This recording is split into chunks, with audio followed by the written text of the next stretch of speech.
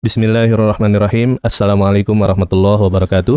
Pilpres 2029, Prabowo Subianto atau Anies Baswedan oleh Sulung Nov. Nama Anies Baswedan dinobatkan sebagai tokoh muslim berpengaruh di dunia. Orangnya dikenal lurus, budi pekertinya halus, sosoknya terbilang religius, pola pikirnya jenius, pembawaannya serius, dan tentu saja bahasa Inggrisnya bagus.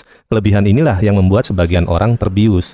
Anies Baswedan dikesankan semakin agamais, setidaknya sejak Pilgub DKI Jakarta 2017, apalagi saat dirinya membangun relasi dengan lingkaran petamburan dalam tanda kutip.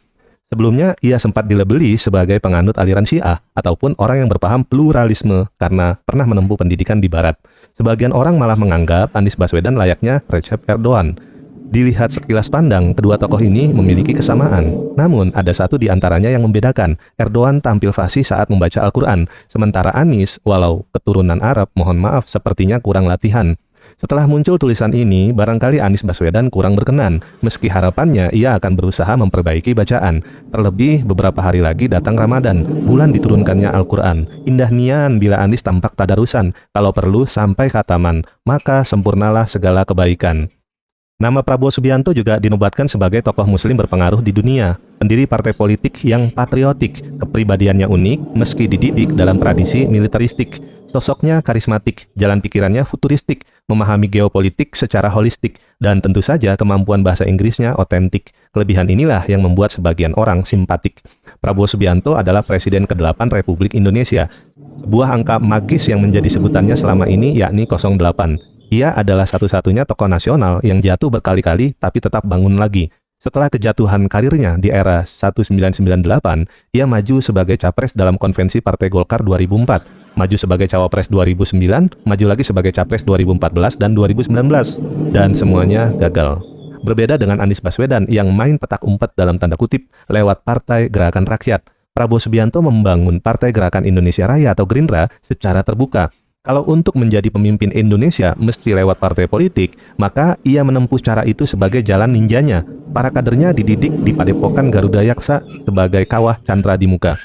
Lebih dari setahun Prabowo Subianto menjadi Presiden RI, kita perlu jujur mengakui bahwa terjadi sejumlah perubahan. Dan itu adalah harapan yang tidak boleh hilang. Publik menaruh harapan apa yang dijanjikan segera diwujudkan. Sebab saat ini bukan lagi masa kampanye untuk cari dukungan. Bisakah Prabowo mewujudkan?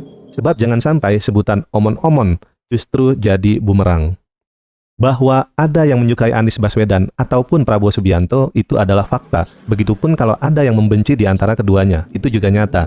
Apapun label maupun kesan yang dilekatkan kepada mereka, selama perjalanan hidup masih berjalan, maka proses pemaknaan dan pendewasaan akan jalan beriringan hingga datangnya kematian. Biasanya, kadar suka dan benci bagi orang yang berakal sehat berada pada level yang sewajarnya. Hal ini agar tetap terjalin keakraban antar warga negara, antara pecinta dan pembenci saling mengerti. Dengan begitu, masing-masing menyediakan ruang rasionalitas agar dialektika tercipta bagi kedua kubu yang posisinya sekarang berseberangan.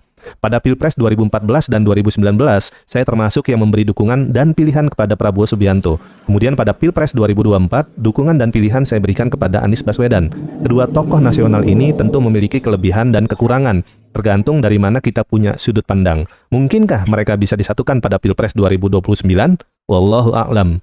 Apabila tidak mungkin disatukan, maka tidak masalah bila Anies Baswedan dan Prabowo Subianto tanding ulang di Pilpres mendatang. Bisa jadi Prabowo menggandeng Muhaimin Iskandar atau Agus Harimurti Yudhoyono.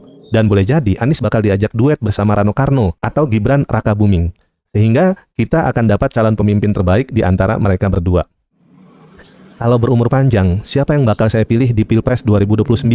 Apakah Prabowo Subianto atau Anies Baswedan?